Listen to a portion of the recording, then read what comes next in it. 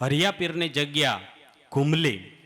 સાહેબ એક મોટો ઇતિહાસ છે, કદાચ તમે નામ પહેલી વાર સાંભળ્યું છે હરિયાપીર.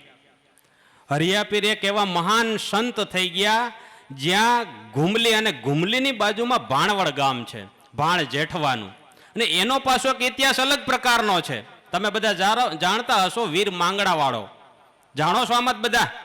વીર માંગડાવાળો અને પાટણ પદ્મા, આ જે પ્રેમ કહાની અમર થઈ ગઈ એ ભૂમિના મહાન સંત હરિયાપીર થઈ ગયા કે જેણે દૂધી વાવી હતી અને દૂધીનું શાક બનાવ્યું હતું. સાહેબ સંત કોને કહેવાય કે પરીક્ષા કરવા રાજાએ મોકલા કે ભાઈ આની પરીક્ષા કરો, આ સંત છે અને મેઘવાળ છે અને આ સંતનો દીકરો બની ગયો છે ને ભયંકર આભડછેટ જે સમયે હતી એ સમયે દૂધી ગામમાંથી મંગાવી અને શાક બનાવીને આપ્યું સાહેબ.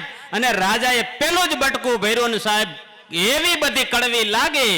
એ વાળા પરિવાર, ચાંડબા પરિવાર હજી પણ દૂધી ખાતો નથી. એવા મહાન જગ્યાધારી સંતના પરમ પુરુષ હરિબાપુ પધાર્યા છે, તો એ પણ બે શબ્દો આપણને કહેશે પૂજ્યવર હરિબાપુ.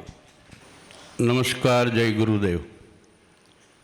અહીંયા બોલવા કરતાં મૌનમાં ખરેખર મજા આવે છે મને તો. બોલવા કરતાં મૌનમાં જે અહીંયા નશો ચડે છે એ એવો ક્યાંય નથી.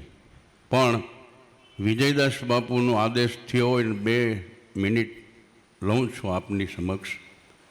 અત્યારે પધારેલા સૌ સંતોને મારા વંદન. જીવમાની પુણ્યતિથિ નિમિત્તે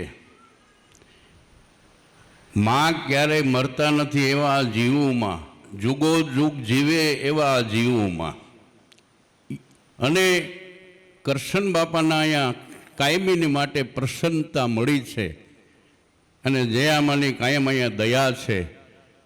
મિત્રો, મારી એક 25 વર્ષ જે કાર્ય કરતા હોય ને એ કાર્યને રજન જયંતિ કહેવામાં આવે. આજે અમારી ત્યાં રજન જયંતિનો પ્રસંગ હતો. એમાં વિજયદાસ બાપુનો ફોન આવ્યો, લાલદાસ બાપુનો ફોન આવ્યો કે તમારે આવવું જ પડશે.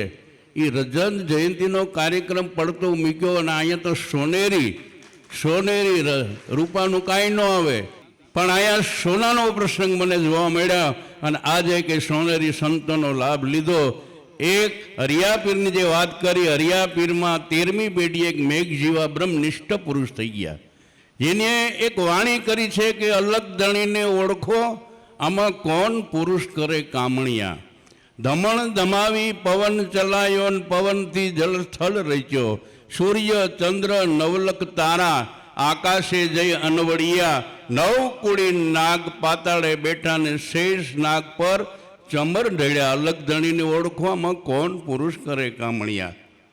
અર્વત પર્વતની કૂંચી બનાય, મેરુ પર્વતના થંભ રચ્યા. 4 વેદ બ્રહ્માજી ભણ્યા, છતાં યોગના ઘર એને ન જડ્યા. કારણ કે ગુરુ ગંભીરના વાત કેસી કોઈ મિલે આવા સંત ઉપદેશી.